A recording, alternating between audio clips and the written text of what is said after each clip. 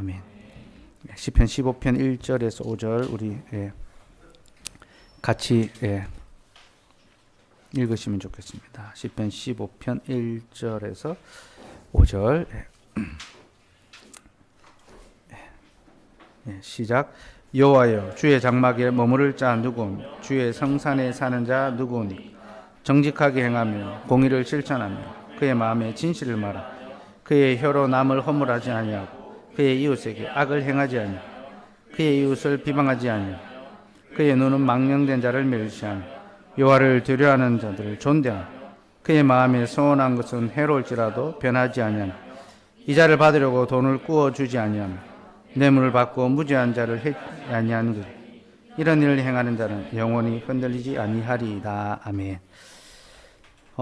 오전에 주의 집에 머무른 자의 특징 6가지 이제 살펴보았고요. 이제 오후에 나머지 6가지 살펴보려고 하는데 그 전에 먼저 완전하다, 정직하게 행한다, 이 부분을 조금 더 보려고 합니다. 이제 이 부분이 제일 중요하기도 하고 또 우리의 어떤 또 이 믿음의 그 삶의 전체를 아우르는 그 속성이 바로 완전함, 정직하게 행하는 것입니다. 제가 오전에 아브라함의 어떤 또 인생을 통해서 이제 완전히 행하는 것에 대해서 설명을 드렸죠. 하나님의 약속을 믿고 신뢰하며 자기의 육체적 필요와 또 자기의 방법으로 살지 아니하고 어떠한 순간에도 하나님의 약속을 붙들고 지켜내는 것, 그것이 하나님 앞에 완전한 삶이라 했습니다. 그래서 믿음입니다. 믿음. 우리의 행위가 아니라 우리의 믿음이 어디에 있는가 해서 또 자신의 삶에 좀 적용해 보시면 좋겠고, 우리가 포항에 있고 또 주의 교회에 함께 예배하는 자로 살아간다는 것, 그 의미가 무엇인지 좀 돌아보면서 내가 믿음에 흔들리거나 또 하나님의 말씀을 신뢰하지 않았던 모습은 없는가 좀 살폈으면 좋겠습니다. 근데 이 완전하다라는 것은요, 아브라함을 가리키기도 하지만 노아를 가리키기도 용어이기도 합니다. 그래서 성경에서 가장 먼저 완전하다라는 칭호를 받은 인물이 이제 노아였습니다. 창세기 6장 9절 말씀 같이 한번 읽읍시다. 시작. 이것이 노아의 족본이라. 노아는 의인이요 당대의 완전한 자라. 그는 하나님과 동행하였으며. 성경은 노아를 말할 때 그는 완전한 자였다. 이 완전한 자가 담임, 완전한, 정직한, 바른 이제 그런 뜻입니다. 그리고 이 완전하다라는 탐임은요, 흠없다라는 말로도 번역할 수 있습니다. 이 제사와 관계될 때 흠없다. 제사의 제물이죠. 흠없는 제물. 이 흠없다라는 말은 오염되지 않은, 오염수가 아닌, 청결, 아주 정화된, 깨끗한 그 상태가 바로 이 담임, 흠없다라는 그런 이제 단어입니다. 그래서 노아가 하나님 앞에서 완전한 자다라는 이제 그런 평가를 먼저 받았고, 하나님은 아브라함에게 이제 그 완전할 것을 또 요청하셨습니다. 그리고 창세기에 이 완전하다라는 평가를 받는 인물이 한 명 더 있습니다. 야곱입니다. 야곱. 창세기 25장 27절 말씀 같이 한번 읽읍시다. 시작. 그 아이들이 장성함에 에서는 익숙한 사냥꾼이었으므로 들 사람이 되고 야곱은 조용한 사람이었으므로 장막에 거주하니. 자, 이 야곱을 설명할 때 조용하니라고 번역한 이 단어가 탐임입니다. 노아와 아브라함에게 말했던 그 단어와 똑같습니다. 근데 노아에게는 완전하다라고 번역을 하고 야곱에게는 조용하다고 번역했습니다. 아주 잘못된 번역입니다. 야곱을 지금 뭡니까? 인종차별하고 있는 거예요. 그래, 야곱에 대해서 갖고 있는 이미지가 있잖아요. 욕심 많고, 뭐, 자기 방법으로 막 행하려고 하고, 막 이런 어떤 우리 어떤 인간적인 이 이미지가 야곱에게 더 씌워져 있으니까 자꾸 그런 방식으로 야곱을 해석해내는 거죠. 이 성경이 말하는 야곱의 모습이 아닙니다. 우리의 감정을 담아내는 그런 이제 야곱인 거죠. 근데 하나님께서는요, 야곱을 경건한 자로 소개합니다. 완전한 자로 소개하고, 그가 하나님의 약속을 붙들고 있는, 그래서 그 다음 내용이 그가 장자의 명분을 귀하게 여기고 있다는 걸 보여줍니다. 이거 하나님의 약속이거든요. 그러니까 야곱은 하나님의 약속을 정말로 귀하게 여겼습니다. 그래서 그가 장막에 거주했어요. 여러분, 이 시편 15편 말씀입니다. 완전한 자가 장막에 거합니다. 하나님의 장막에. 근데 이제 우리가 이걸 이제 조용하다 하니까요. 에서는 남성답고 막 사냥하고 들에 있고, 야곱은 조용해서 어머니 옆에서 설거지나 하고 요리나 돕고 막 아주 이 뭡니까 사회적인 인본적인 이제 해석이죠. 아닙니다. 야곱은 하나님의 약속에 대한 믿음과 신뢰와 경건함과 완전함이 있었고, 그는 장막에 거주했습니다. 하나님의 집에 머물기를. 그러니까 족장 시대의 하나님의 집은 족장들의 장막이거든요. 아버지의 장막에 거하기를 그가 소원했던 것입니다. 그래서 노아와 야곱이 완전하다라는 측면에 있어서 공통점을 갖고 있다라는 것을 아셔야 됩니다. 노아와 야곱은 공통점을 갖고 있습니다. 근데 이 노아와 야곱이 갖고 있는 또 다른 공통점이 하나 있어요. 둘 다 결혼을 아주 늦게 합니다. 결혼을. 성경에서 노아는요, 500세가 되었을 때 그가 결혼하고 아들을 낳았다 이야기합니다. 500세. 이거 엄청나지 않습니까? 500세. 물론 그때는 한 900세쯤 살았으니까 지금으로 따지면 한 50세쯤 되겠죠. 그죠? 루터가 거의 50 다 돼서 40 넘어서 결혼했거든요. 루터하고 비슷합니다. 그가 500세가 되어서. 근데 그 시대에 다른 사람들은 다 일찍 결혼했습니다. 다 일찍 결혼해서 자녀를 낳았습니다. 근데 왜 노아만 늦게 결혼했을까요? 여러분, 우리는 홍수 심판이 무슨 일 때문에 일어난지를 알아야 됩니다. 하나님은 왜 세상을 심판하셨습니까? 하나님의 아들들이 사람의 딸들의 아름다움을 보고 결혼했기 때문이죠. 여기서 하나님의 아들들은 누굽니까? 신들, 그러니까 천사들, 혹은 세상의 왕들, 이런 존재들이 하나님의 아들이 아닙니다.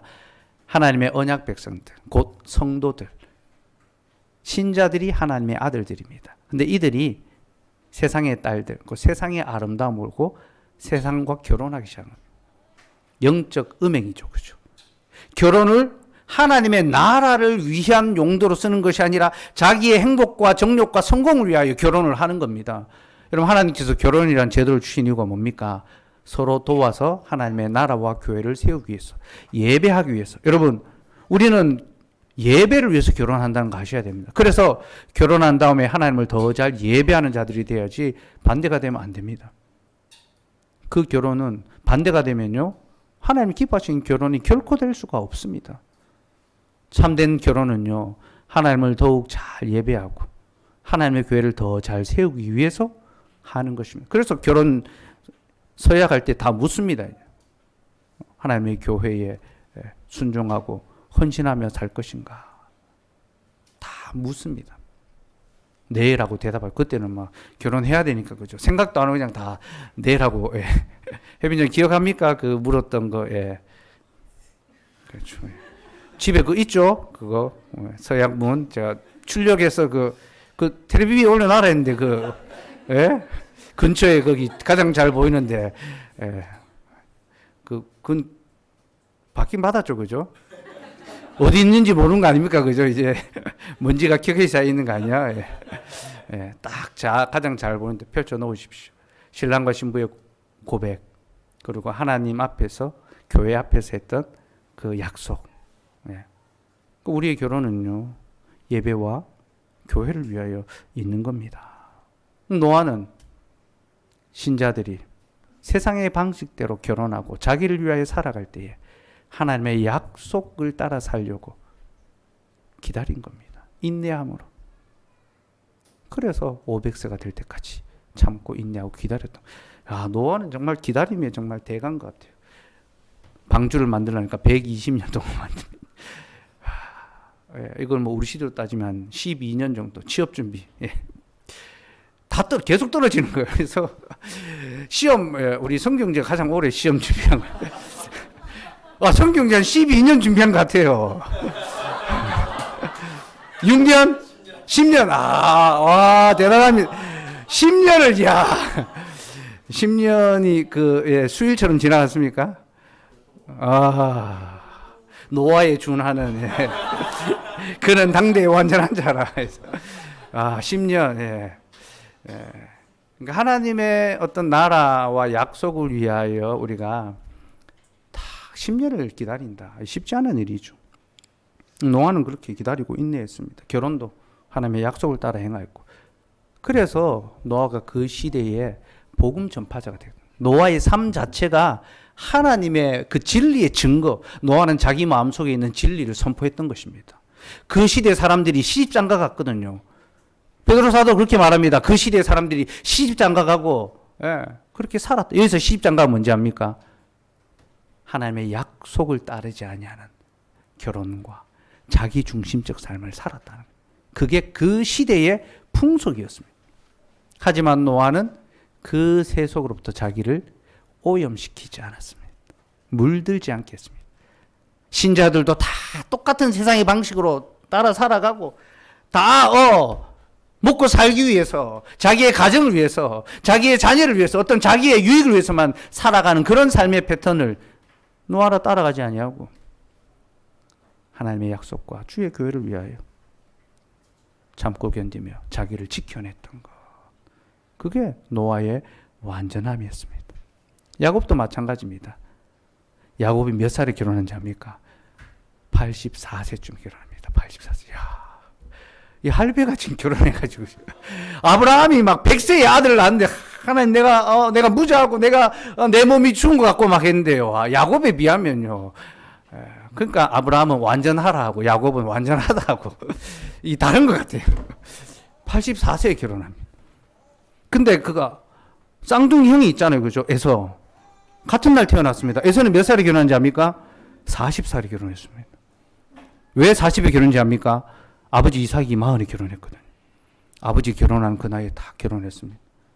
자기 방식대로 결혼했습니다. 가나안의 여인을 취했죠. 자기의 집을 빨리 세우고 싶습니다. 그러니까 에서는요, 아버지 집 장막에 있기보다 자기의 집에 늘 마음을 두고 자기 장막을 빨리 세우고 싶습니다. 고대에 결혼한다는 것은 장막을 새로 세운다는 것입니다. 이제는 내 장막, 아버지의 장막이 아니라. 그는 아버지가 복을 주기 전에 장막을 뛰쳐나간 자입니다. 이 탕자 비유에서요. 집 나간 탕자입니다. 예. 근데 참 묘한 게요. 야곱이 둘째 아들이잖아요. 야곱이 집을 나가요. 근데 야곱은 나가다가 돌아오잖아요. 그죠? 에서는 계속 있었어요. 그 동네에. 근데 에서는 아버지 집 안에 있지 않습니다. 아버지 품 안에 있지 않습니다. 바깥에 있습니다. 그죠? 이 좀 절묘해요. 이 탕자 비유가 저는 이 야곱과 에서의 어떤 그런 이미지들이 간에 있는 것 같아요. 우리 예수님은 그냥 비유, 예를 들지 않거든요. 다 구속 역사의 그 배경이 있는 것을 예화로 드시거든요. 야곱은 다시 돌아오잖아요. 아버지 집으로. 아버지 만납니다. 그래가지고. 아버지가 막 내가 죽을 때가 다 돼가지고 내가 요리 먹고 복 줘야 되겠다. 죽기 전에 복을 줘야 되겠다 했는데 아버지가 안 죽고 계속 살아 아마. 예. 다시 돌아올 때. 20년 지나고 돌아올 때 그때까지 살아있어가지고 다시 만납니다. 예. 그리고 하나님 품으로 이제 이삭이 가거든요. 어쨌든 야곱도 자기 방식대로 자기를 위해 결혼하지 않고 기다렸습니다.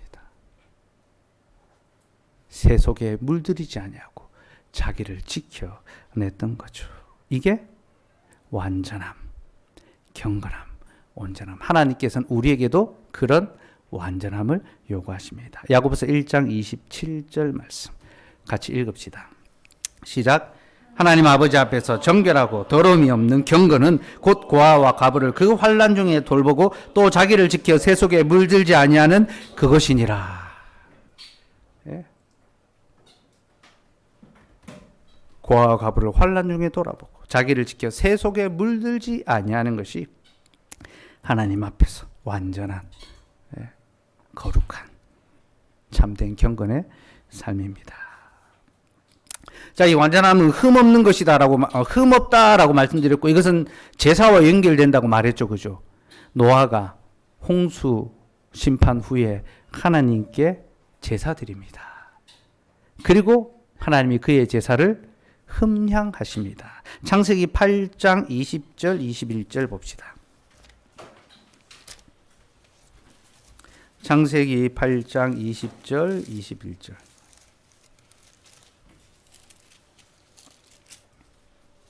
예. 같이 읽읍시다. 시작. 노아가 여호와께 제단을 쌓고 모든 정결한 짐승과 모든 정결한 새 중에서 제물을 취하여 번제로 제단에 드렸더니 여호와께서 그 향기를 받으시고 그 중심에 이르시되 내가 다시는 사람으로 말미암아 땅을 저주하지 아니하리니 이는 사람의 마음이 계획하는 바가 어려서부터 악함이라 내가 전에 행한 것 같이 모든 생물을 다시 멸하지 아니하리니. 심판 후에 노아가 하나님께 제사 드렸습니다. 이는 심판이 왜 일어났는지를 보여줍니다. 여러분, 심판이 왜 일어났는지 압니까? 하나님을 향한 참된 예배가 안 드려졌기 때문에 하나님이 세상을 심판하셨습니다. 그리고 노아가 하나님을 향하여 참된 예배를 드렸습니다. 그러니까 하나님께서 우리에게 원하시는 것은요, 참된 예배입니다. 우리의 삶이 있어서. 예배보다 더 우선하는 거 있을 수가 없습니다. 예배보다 더 우선한 것이 있으면요, 그것이 무엇인지 심판당하게 되어 있습니다. 하나님은 우리에게 예배하는 삶을 요구하십니다. 예배하는 자로 살아가야 되는 거죠. 그 노아가 하나님 앞에 참된 예배를 드렸고 하나님께서는 그 향기를 받으셨습니다. 정결한 흠없는 제물을 드렸을 때 하나님께서 그 제사를 향기롭게 받으셨는데요. 이 향기로운 냄새, 흠향한다, 향기롭게 받았다라는 말이 히브리어로 안식을 가져다 준다라는 그런 뜻입니다. 안식, 평안. 예. 그러니까 향기로운 냄새를 맡으심으로 하나님께서 안식을 주시는 거예요. 예. 이걸 우리 시대로 표현하면요, 이거 아로마 테라피입니다. 좋은 향기를 피우면 어때요? 마음이 막 안정되잖아요. 그죠? 그래서 아로마 테라피 막 하잖아요. 하나님께서 예배가 하나님 향한 아로마예요. 아로마 테라피, 제가 금요일 날 청년 모임 하면서 나눴던 내용인데, 교회에는 아로마가 있어야 된다. 향기가, 그래서 우리 집사님들 이제 성도들이 예배를 올라올 때 이 1층부터 이 아로마 향기를 맡으면서 하나님께 우리의 이 향기로운 제사를 올려드린다. 그런 마음으로 이제 올 수 있으면 좋겠다 싶어요. 그렇게 하나님께서 우리의 제사를 향기롭게 받으시면요, 우리에게 안식, 평안을 더하여 주시는 겁니다. 그 안식이 뭡니까? 위로. 우리를 위로해 주신다. 근데 여러분, 노아의 이름의 뜻이 뭡니까? 위로 아닙니까? 그죠? 하나님 우리를 위로하여 주시옵소서. 노아죠, 노아. 그러니까 위로를 무엇을 통하여 얻습니까? 예배를 통하여 얻게 되는 거죠. 하나님 우리를 이 수고로운 세상에서 이 질병과 고통과 환난과 어려움과 괴로움, 이 세상 속에서 살아간 우리를 위로해 주십시오 라는 것은 하나님을 예배하겠습니다. 예배가 우리의 위로입니다. 하나님께서는 흠없는 제사의 제물을 받으시고 우리에게 위로를 베풀어 주십니다. 근데 여러분, 이 흠없는 제사의 제물이 누구를 가리킵니까? 예수 그리스도 아닙니까? 그죠? 오직 그리스도만이 흠없는 제물로 우리를 위하여 단번에 속죄의 제물로 들어지셨습니다. 그러니까 예수님께서 흠없는 제사, 완전한 제물로 하나님께 바쳐지심으로 하나님이 그 제사를 흠량하시고 예수님의 그 희생의 제사를 향기롭게 받으시고 우리에게 뭘 주십니까? 위로를 베풀어 주시는 거예요. 위로. 그래서 여러분, 예수님께서 우리에게 이렇게 말씀하십니다. 마태복음 11장 28절 말씀. 같이 읽읍시다. 시작. 수고하고 무거운 짐진 자들아 다 내게로 오라. 내가 너희를 쉬게 하리라. 여러분, 이게 예배로의 초청입니다. 다 와라. 내가 너희를 쉬게 하리라. 안식하겠다. 하나님께 드려지는 이 향기로운 제사, 이 예배를 향기롭게 드리고 하나님이 너희의 마음에 주는 위로를 받으라. 그러니까 여러분, 예배 때마다 이 하나님의 인사, 초청의 인사를 받을 때요, 하나님 오늘도 나를 위로하여 주시옵소서. 내 삶은 온갖 더럽고 역겨운 냄새로 가득하지만 지금 여기 예수 그리스도의 향기로운 그 속죄의 희생의 제사를 주께 올려드립니다. 우리의 예배를 받으시고 우리를 위로하여 주시옵소서. 그런 소망으로 예배하는 자로 나아갔으면 좋겠습니다. 어쨌든 이 완전한 삶이 노아의 삶과 연결되어 있다는 거. 노아, 아브라함, 야곱을 생각해 보시고 하나님 앞에서 완전하게 살아가는 삶이 무엇인가 다시 곰곰이 되새겨 보시면서 내 일상 속에 어떻게 좀 적용할 수 있을까? 어떻게 내가 세속에 물들지 아니하고 나를 지킬 수 있을까? 여러분, 우리는 세상을 살지만 세상에 빠지면 안 됩니다. 아시겠죠? 물들면 안 됩니다. 그죠? 우리의 색깔을 지키면서 믿음으로 살아갈 수 있어야 됩니다. 예. 자, 그렇게 하고 이제 나머지 뒷부분 이제 살펴보도록 할게요. 시편 15편으로 다시 돌아와서 4절 같이 읽읍시다. 4절 시작. 그의 눈은 망령자를 멸시하며 여호와를 두려워하는 자들을 존대하며 그의 마음에 소원한 것은 해로울지라도 변하지 아니하며. 자, 세 가지 행동을 설명을 합니다. 그래서 망령된 자를 멸시하고 여호와를 두려워하는 자들을 존대하고 그의 마음에 소원한 것은 해로울지라도 변하지 아니하며. 이제 세 가지로 하는데 우리말로는 세 가지인데 원어로는 네 가지로 볼 수 있습니다. 그래서 12가지가 되는 거예요. 예. 그래서 마음에 소원하는 것이 하나로 따로 떨어지고요. 그리고 그것이 해로울지라도 변하지 아니하는 것. 그래서 세 가지 긍정. 예. 그래서 망령된 자를 멸시해야 되고 여호와를 두려워하는 자들을 존대해야 되고 그 마음에 자원함으로 서원해야 됩니다. 이 세 가지 해야 될 일입니다. 망령된 자를 멸시한다는 게 무엇인가? 망령된 자란요, 주님께로부터 버림받은 자라는 뜻입니다. 주께로부터 버림받은 자, 이제 그 교회 안에 있다가 쫓겨난 자들이겠죠. 출교당한 자들입니다. 그들을 멸시해야 됩니다. 이렇게 이야기하니까 와, 이거 너무 무섭고 너무 잔인한 이야기 아닙니까 생각할 수 있습니다. 근데 여러분, 하나님께서 어떤 자를 버리시는지를 알아야 됩니다. 하나님은 자신을 버리는 자를 버리십니다. 곧 망령되이 행하는 자를 하나님께서는 망령되게 하십니다. 악하게 하나님이 없다고 하고 그 하나님을 부인하고 거부하고 뛰쳐나가는 자들이 있습니다. 이들을 향하여 우리는 멸시하는 눈으로. 여기서 멸시한다라는 것은요, 그들을 무시한다는 것입니다. 그들의 말에 영향을 받고 흔들리고 그렇게 하는 것이 아니라 그들이 참으로 어리석은 자들이고 그들이 참으로 거짓된 것을 말한다는 것을 알고 무시하는 것을 가리킵니다. 우리는 하나님이 없다고 말하는 자들, 망령된 자들에게 영향을 받은 그들이 어떤 사회적 위치와 또 어떤 우리와의 관계에 있어서의 이 영향력을 발휘하는 인물 하더라도 영향받으면 안 됩니다. 오히려 그 말들을 지나치고 건너뛸 수 있어야 됩니다. 반대로 여호와를 두려워하는 자는 존대해야 됩니다. 존대. 여호와를 두려워한다라는 것은 여호와를 경외하는 자를 가리킵니다. 하나님을 경외하는 자, 곧 예배하는 자들이죠. 그 예배하는 자들을 존귀하게 높여주고 인정해 줄 수 있어야 합니다. 특별히 다윗은요, 눈을 가지고 설명을 합니다. 곧 우리가 눈으로 볼 때에 망령되이 행하는 자들은 멸시하고 또 여호와를 경외하는 자들은 존귀하게 여겨야 된다 말하거든요. 이 말은 우리가 사람을 볼 때에 세속적인 관점으로 보는 것이 아니라 성경의 관점으로 봐야 된다는 거예요. 우리는 눈으로 사람을 봅니다. 평가합니다. 판단합니다. 그의 외모, 그의 사회적 지위, 그의 어떤 학벌, 그의 출신 배경, 그의 가정, 그가 가진 재산, 이 모든 것들을 눈으로 보고 판단하고 귀히 여길 자는 귀히 여기고 천히 여길 자는 천히 여깁니다. 누구를 귀히 여깁니까? 강한 자들, 부한 자들, 힘 있는 자들, 권세자들을 우리는 귀히 여길 수 있습니다. 육신의 눈으로 볼 때 그렇게 됩니다.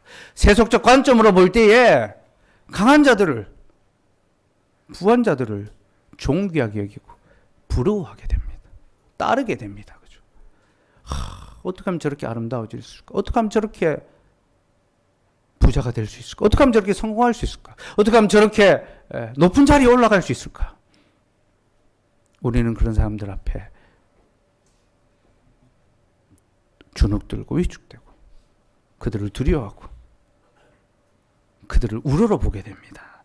반대로 가난한 자들, 약한 자들, 특별히 하나님을 경외함으로 예배로 살아가고 하나님의 약속을 지키며 살아가는 것 때문에 세상에서 별 볼 일 없고 인정받지 못하고 가난하고 약한 자들은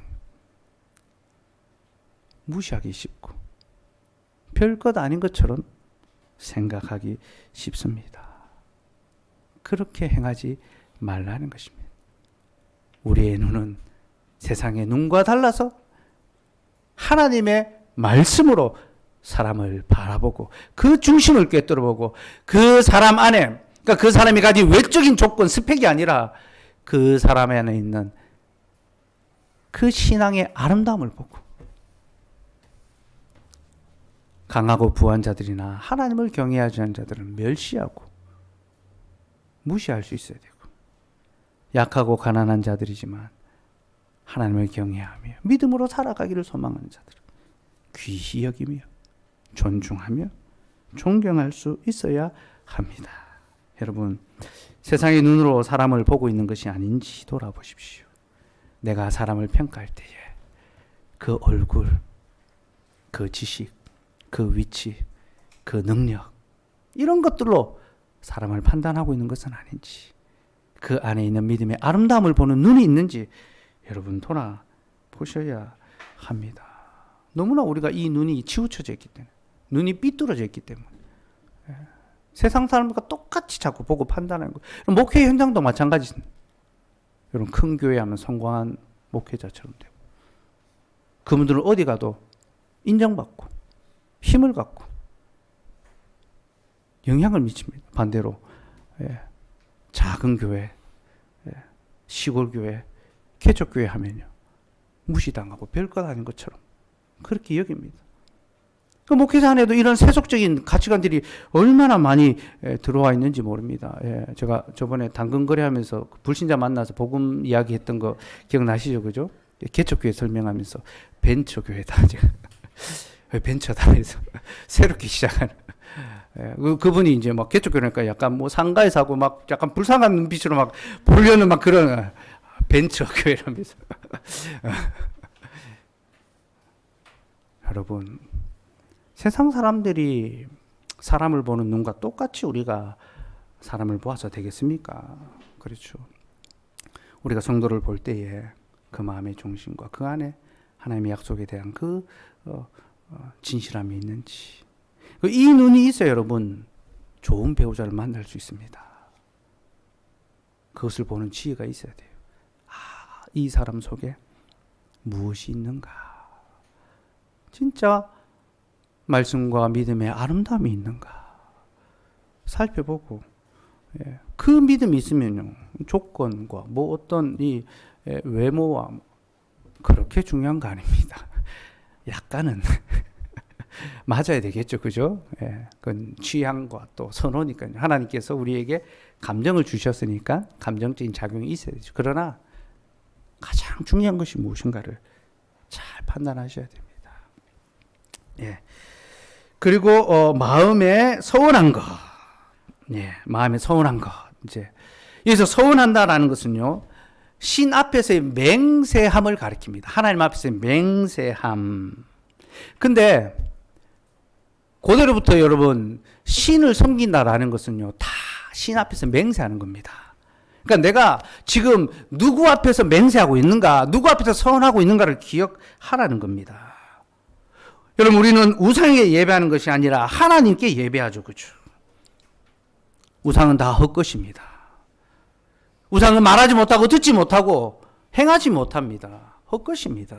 그러나 우리의 하나님은요, 헛것이 아니라 참되십니다. 그는 전능하신 하나님입니다. 나는 전능하다. 믿어라. 부활의 하나님이고, 전능은요 그냥 뭔가 할 수 있는데 좀 더 힘을 주시는 그런 분이 아닙니다. 할 수 없는 상황에서 하게 하시는 분이 전능하신 분이에요. 그러니까 아브라함과 그 사라의 육체가 다 죽어야 자식을 주시는 거예요. 우리 자녀를 기다리는 분들, 전능하신 하나님을 신뢰하시고, 우리같이 젊었으니까 낫겠지 그렇게 생각하지 마십시오. 전능하신 하나님께서 우리에게 은혜 주시기를 바라면서 구해야 되는 거죠. 우리가 예배한다는 것은요, 하나님 앞에서 항상 서야 가는 것입니다. 하나님, 내가 하나님의 자녀로서 내가 살겠습니다. 하나님의 약속의 말씀을 내가 붙들고 살아가겠습니다. 나는 또 실패하고 나는 또 하나님의 약속을 떠나버리고 나는 또 인간적인 방법을 찾고 나는 또 염려와 걱정과 온갖 불안 속에 사로잡혀서 살았는데 하나님 다시 전능하신 하나님을 내가 신뢰하겠습니다. 아브라함에게 말씀하셨던 하나님이 오늘 나에게도 말씀하셨습니다. 내가 그 하나님 전능하신 하나님 앞에서 완전하게 행하겠습니다. 우리가 그렇게 고백하잖아요. 그렇게 예배하고 그렇게 결단하잖아요. 예배는 우리가 하나님 앞에 서원하는 것입니다. 그리고 우리의 이 예배는 참되신 하나님, 헛된 우상이 아니라 참되신 살아계신 하나님 앞에서의 서원이기 때문에 우리는 그 약속을 지켜야 되죠. 그게 해로울지라도 그것을 변하지 아니하는 것. 맹세가 나에게 해로울지라도.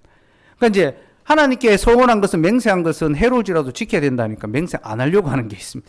안 하려고 하는 사람들이 있어요. 맹세 안 하면 되지. 안 하고 살지. 아닙니다. 그래서 맹세하는 것이 먼저입니다. 선한 맹세를 해야 됩니다. 그리고 그 맹세대로 살아야 되는 거죠. 옛날에 우리 어른들이 이제 예배당 짓고 막 할 때 건축원금 맹세하고 막 그거 이제 손해가도 지키려고 막 애를 많이 쓰셨는데요. 단순히 그런 어떤 물질적인 이제 그런 측면만이 아니라 물질도 있어야 되죠. 그러나 우리의 삶 전체가 하나님 앞에서 말씀대로 살아가기를 약속하고 또 그것이 나에게 해로울지라도 지켜야 됩니다. 그리고 또 하나님께서 그때마다 우리에게 주시는 마음들이 있을 수 있습니다. 아, 내가 하나님 앞에 또 헌신해야 되겠다. 이거는 이상한 신비적인 것을 추구하는 것이 아닙니다. 기도하는 가운데 하나님 어떤 물건을 보여주시고 내가 그걸 또 교회에 헌물하겠습니다. 이런 개념이 아닙니다. 교회에 필요가 있고 말씀의 필요가 있을 때 내가 그 일을 해야 되겠다. 자원하는 마음을 주실 때가 있습니다. 그때 그것을 하는 겁니다. 하나님 제가 하겠습니다. 이건 믿음의 깊은 순종입니다. 하나님 우리의 삶을 이끌어 가시는 그런 감사의 그런 인도하심입니다. 그때 우리는 그것을 행해야 되죠. 비록 그것이 나에게 손해가 된다 하더라도 지켜야 됩니다. 손해가 되어도 지킨다는 게 뭘 보여준지 압니까? 그냥 내가 손해보고 말지 내가 이렇게 손해보더라도 하나님을 사랑합니다. 그런 표현이 아니라 우리가 무엇을 중심으로 살아가고 있는지를 보여주는 겁니다. 곧 자신의 이익을 중심으로 사는 것이 아니라 하나님의 이익과 유익을 위해서 살아가고 있다는 것을 보여줍니다. 여러분 사람은 다 자기 이익을 위해서 살게 되잖아요. 그죠? 자기가 중요하게 생각하고 이익되게 유익된다고 생각하는 것을 위해서 살아갑니다. 그러나 나에게 손해가 되더라도 하나님 앞에서 약속을 지키는 것은요. 우리가 우리의 이익이 아니라 하나님의 유익을 위하여 산다는 것. 자기의 유익을 구하지 아니하고 하나님을 위하여 살아가는 걸 보여주는 것이고 그리고 여러분 이 말씀은 하나님께 먼저 적용이 됩니다. 하나님은 우리에게 맹세하셨습니다. 여자의 후손을 통하여 뱀의 머리를 깨트리시겠다. 맹세하셨죠. 그리고 그 맹세가 자기에게 해로울지라도 지키셨습니다. 자신의 아들을 보내셨고 그리스도는 죽기까지 순종하셨죠. 이것이 얼마나 그리스도에게 해로우냐면 주께서 십자가를 지시기 전에 할 수만 있거든. 이 잔을 내게서 지나가게 해달라고. 그 서약을 무르고 싶었습니다. 예수님도 딱 한번 그 서약 약속을 파기하고 싶었습니다. 그러나 하나님 앞에서 서로 간의 맹세, 우리에게 맹세해 주셨기 때문에 자신에게 해로울지라도 그것이 죽을지라도 그 약속을 지키신 거죠. 그리고 여러분 우리의 모든 관계가 맹세 안에 있다는 거 아셔야 됩니다. 부부관계 맹세 아닙니까? 하나님 앞에서 서약입니다. 서약했으니까 해로울지라도 지키는 겁니다. 하나님이 짝지어준 것을 사람이 나누지 못하는 이유가 무엇입니까? 그것이 하나님 앞에서 맹세한 것이기 때문에 여러분 그 맹세가 아니면요 벌써 수십 번도 더 수십 번이 뭡니까? 그죠? 하루에도 수십 번 찢을 수도 있었어요. 그죠? 예. 그게 우리의 연약한 사랑입니다. 그 맹세한 것이 나에게 해로울지라도 지킬 수 있는 것. 그게 하나님 앞에서의 삶입니다. 성도, 맹세함으로 맺어진 관계입니다. 세례를 받습니다. 약속하죠. 맹세하죠. 그 맹세 안에서 우리가 한 식구로, 한 성도로 분을 받았으니 그것이 우리에게 손해가 될지라도 성도의 직무를 다 하고 교제를 나누고 서로 돌아보고 서로 예의 있게 대하는 거죠. 하나님 앞에서의 이 맹세를요, 하나님과의 그 관계만이 아니라 우리의 삶의 모든 관계로 이어진다는 것을 기억하고 하나님께서 우리에게 맺으신 모든 이 맹세의 관계를 잘 지켜서 해로울지라도 지킬 수 있는 그런 삶을 사시면 좋겠습니다. 그리고 5절 마지막 두 가지 이제 나옵니다. 같이 읽읍시다. 시작. 이자를 받으려고 돈을 꾸어주지 아니하며 뇌물을 받고 무죄한 자를 해하지 아니하는 자이니 이런 일을 행하는 자는 영원히 흔들리지 아니하리이다. 이자를 받으려고 돈을 꾸어주지 아니하고 뇌물을 받고 무죄한 자를 해하지 아니합니다. 이자를 받으려고 돈을 꾸어주지 않는다라는 것은요,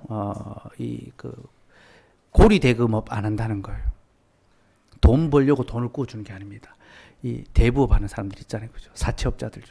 요즘 넷플릭스에서 사채업자 관계된 뭐 시리즈 하나 나왔다고 하던데, 사채업을 하는 사람들은요, 사람을 돈으로 보고, 사람을 집어삼킨다 아닙니까, 그죠? 하나님께서는 그렇게 하지 말라고 하셨습니다.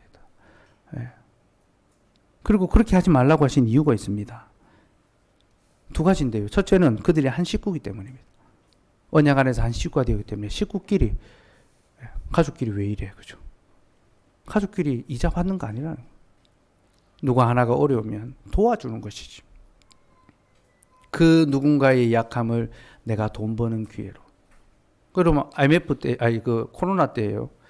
자영업자들이 많이 힘들고 또 그 어려움을 겪었잖아요. 그때 사채업자들은 돈을 많이 벌었대요. 왜 그렇습니까? 여기저기 돈 빌린 사람들이 많아지니까. 그러니까 참 그런 어려운 일이 벌어지면요, 악한 자들은 더 부해지고요, 가난한 자는 더 가난해집니다. 하나님께서는 그렇게 하지 말라. 너희는 한 식구다. 그래서 언약 안에서 서로 돕는 관계로 살아가기를 요청하십니다. 그리고 이것은 다 이 언약적 관계 안에서, 그러니까 율법을 지키는 삶을 이야기합니다. 돈을 이자를 받고 돈을 빌려주거나 뇌물을 받고 이제 무죄한 사람을 이제 괴롭게 하는 것은 다 율법과 관계된 것입니다. 율법을 지키는 삶을 하나님이 요구하시는 거예요. 그리고 이제 이자를 받고 돈을 꾸어주지 않아야 되는 두 번째 이유는요, 그 자신들이 가진 것이 그들의 것이 아니기 때문입니다. 이스라엘 백성들이 가나안 땅에서 받은 기업은요, 하나님께서 주신 것입니다. 그들이 하나님께로부터 받았으니 그것을 가지고 이자놀이 하면 됩니까? 안 됩니까? 안 되는 거, 자기 게 아닌데 그걸 가지고 이자놀이 하면 안 된다라는 거죠. 이 두 가지 원리를 아셔야 됩니다. 우리는 언약 안에서 한 식구고 우리가 가지고 있는 이것은 내 것이 아니라 하나님께로부터 받은 것이다. 그래서 우리는 관리자예요. 청직이에요. 하나님께서 어떤 사람에게는 5달란트 주십니다. 능력이 되니까 주십니다. 어떤 사람에게는 2달란트 주십니다. 어떤 사람에게는 1달란트 주십니다. 이것은 하나님이 악해서가 아니라 하나님께서 각 사람을 잘 아시기 때문에 그렇게 하시는 겁니다. 그리고 우리는 그것을 가지고 잘 경영해야 됩니다. 5달란트 받은 자는 더 풍성하게 함으로 더 많이 그것을 늘려야 되죠. 그래서 뭐합니까? 가난한 자들을 잘 돌아보아야 됩니다. 그게 물질의 바른 사용이죠. 그죠? 1달란트 받은 자는 불평하고 원망하는 것이 아니라 성실하고 열심히 그것을 행함으로 또 자기의 삶을 영위해 가야 됩니다. 그죠? 하나님은 우리를 잘 아시기 때문에 우리에게 맞게 우리의 삶의 분량들을 주셨습니다. 그래서 교회는요, 부한 자도 있고 가난한 자도 있지만요, 서로 시기하거나 서로 미워하거나 서로 부러워하지 않습니다. 함께 더불어 살아가면서 부한 자들은 가난한 자들을 긍휼히 여기고 자신의 것을 내어서 돌아볼 수 있으며, 가난한 자들은 자신의 가난함을 비참히 구차히 여기지 아니하고 또 언약 공동체 안에서 서로 교제하고 때로는 또 도움을 받고 그렇게 한 식구로서 살아가는 거죠. 그래서 우리는 대금업, 사채, 대부업 그게 아니라 서로 돕는 그런 관계로 내 것이 아니기 때문에 나누는 거죠. 그리고 뇌물을 받고 무죄한 자를 해하지 말라라고 했는데요. 이것은 뇌물의 기능이 뭔지 보여줍니다. 뇌물은 무죄한 자를 해치는 것입니다. 손해보게 하는 것입니다. 나를 잘 봐달라는 거죠. 이 말은 다른 사람들은 못 봐줘도 된다라는 겁니다. 그렇죠? 그러니까 뇌물을 쓴다는 것은요. 자기 중심으로 자기 이익을 위하여 다른 사람들에게는 손해를 끼치는 것이 당연하다. 가능하다. 그렇게 생각하는 것입니다. 뇌물은 그런 것입니다. 내가 잘 되게 해달라는 그것만 보시면 안 됩니다. 그런 말미암아 다른 사람들이 피해를 입을 수 있다는 것을 아셔야 됩니다. 하나님께서는 뇌물을 무죄한 자를 해하는 것으로 판단하십니다. 그래서 신자는요, 뇌물을 받지도 않아야 되고 드리지도 않아야 합니다. 우리는 뇌물을 바치지도 또 받지도 않아야 됩니다. 그렇게 해야 되는 이유가 두 가지로 설명할 수 있습니다. 첫째는요, 우리 하나님께서는 뇌물을 받지 않으시기 때문입니다. 우리 하나님께서 뇌물 안 받으십니다. 로마서 11장 35절, 36절인데 제가 똑같이 같이 읽읍시다. 여러분 그거 안 넣어놨죠? 로마서 11장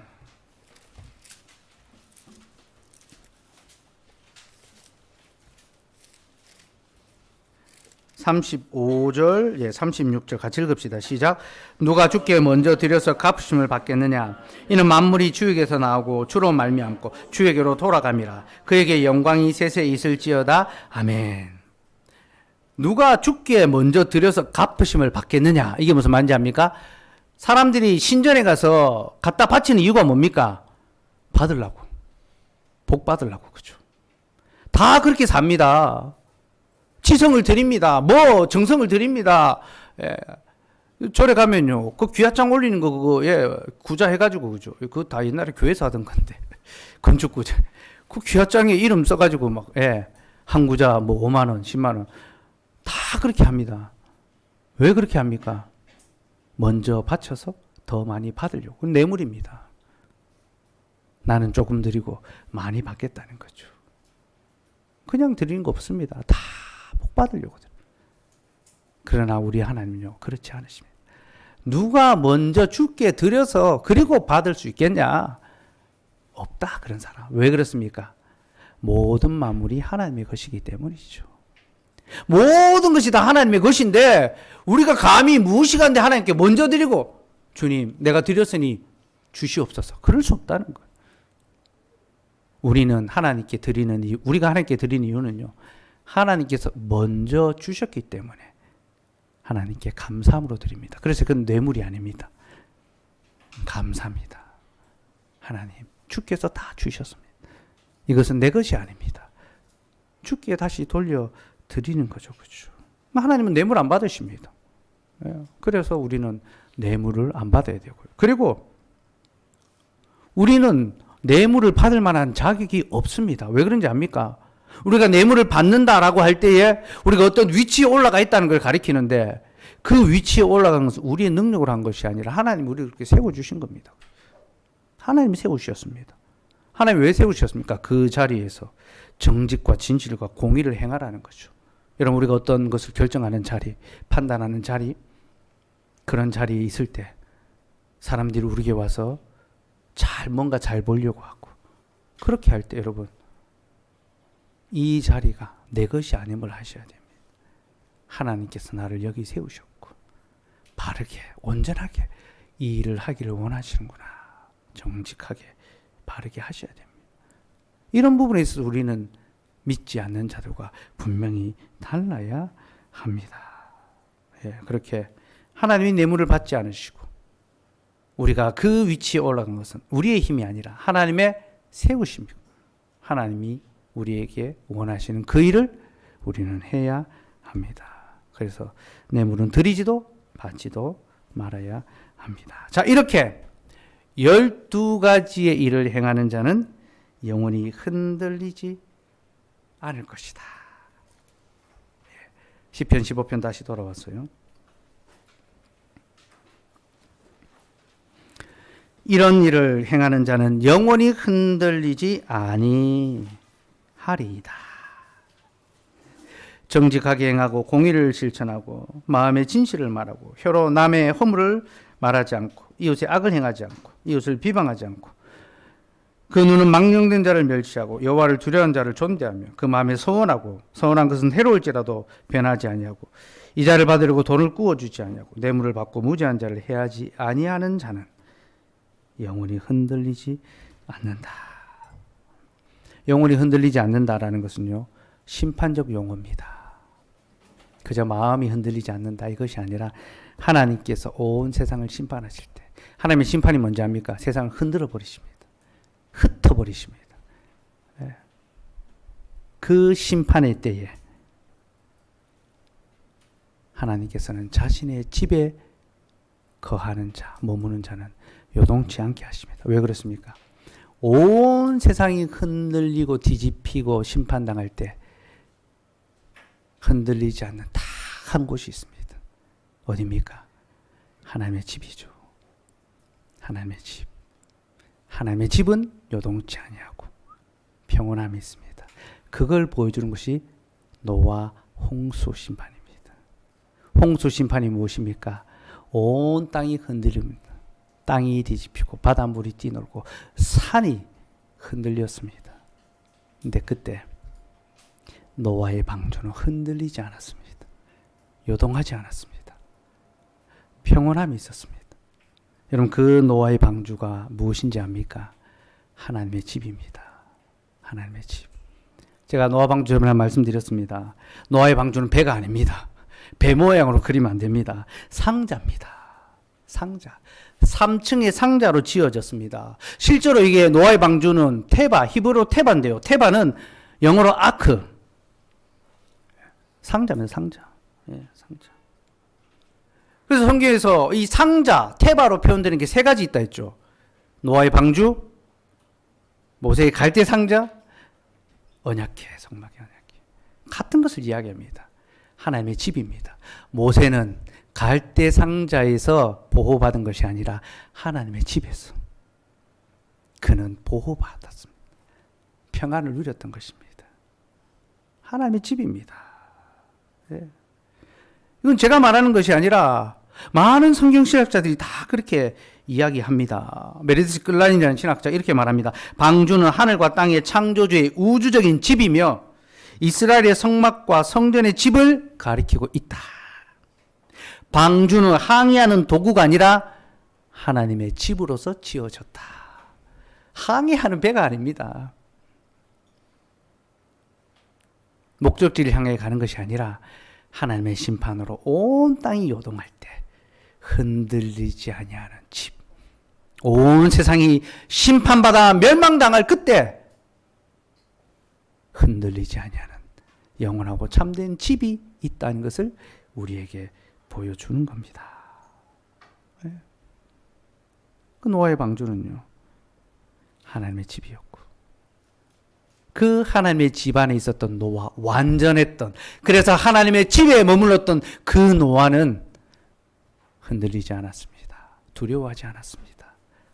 안식하고 평안을 누렸죠. 이 노아 홍수를 배경으로 지어진 시편이 있죠. 46편. 46편 봅시다.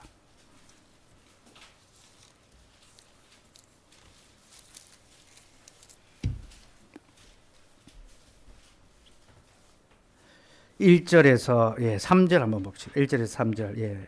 시작. 하나님은 우리의 피난처시오 힘이시니 환난 중에 만날 큰 도움이시라.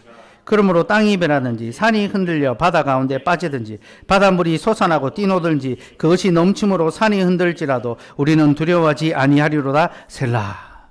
여러분, 노아가 방주 안에서 고백했던 바로 그 노래입니다. 이게 노아가 지었다는 말이 아닙니다. 이 상황이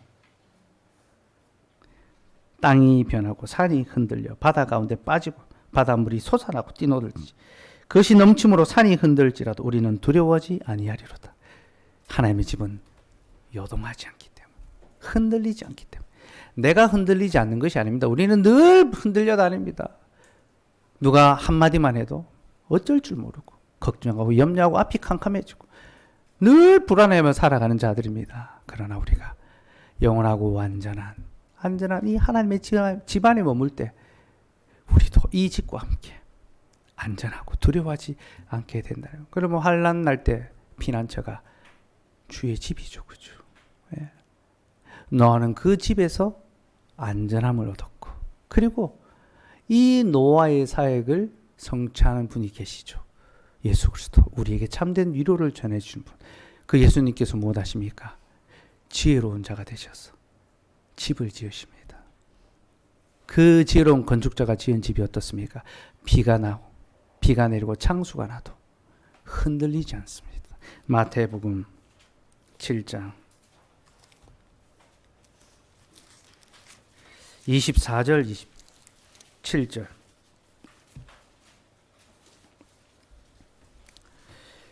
마태복음 7장 24절에서 27절 같이 읽읍시다. 시작. 그러므로 누구든지 나의 이 말을 듣고 행하는 자는 그 집을 반석 위에 지은 지혜로운 사람 같으리니 비가 내리고 창수가 나고 바람이 불어 그 집에 부딪히되 무너지지 아니하나니 이는 주추를 반석 위에 놓은 까닭이요 나의 이 말을 듣고 행하지 아니하는 자는 그 집을 모래 위에 지은 어리석은 사람 같으리니 비가 내리고 창수가 나고 바람이 불어 그 집에 부딪히며 무너져 그 무너짐이 심하니라. 여러분, 예수 그리스도가 지혜로운 건축자셨어. 이 땅에 영원히 무너지지 않는 하나님의 집을 세우십니다. 그리고 우리를 그 집으로 초대하시고 무릇 하나님의 말씀을 지켜 행하는 자들을 통하여 그 집을 더욱 아름답게 세우십니다. 그 주님이 세우신 집이 무엇입니까? 주의 교회지 않습니까? 내가 이 반석 위에 내 교회를 세우리니. 하나님의 교회는 영원히 흔들리지 않는 예수 그리스도의 반석 위에 세워진 집입니다. 그러니 여러분, 이 집에서 참된 안식과 영원한 위로를 얻으시기 바라고, 이 집에서 하나님을 신앙 고백하며 그 고백한 대로 또 순종하며 하나님의 집을 더욱 아름답게 가꾸어 갑시다. 그것이 주의 집에 거하는 자가 누리는 복이고 영생의 기쁨이며 우리 모두가 주님의 집에서 흔들리지 아니하는 영생의 이 복을 누릴 수 있기를 간절히 소망합니다.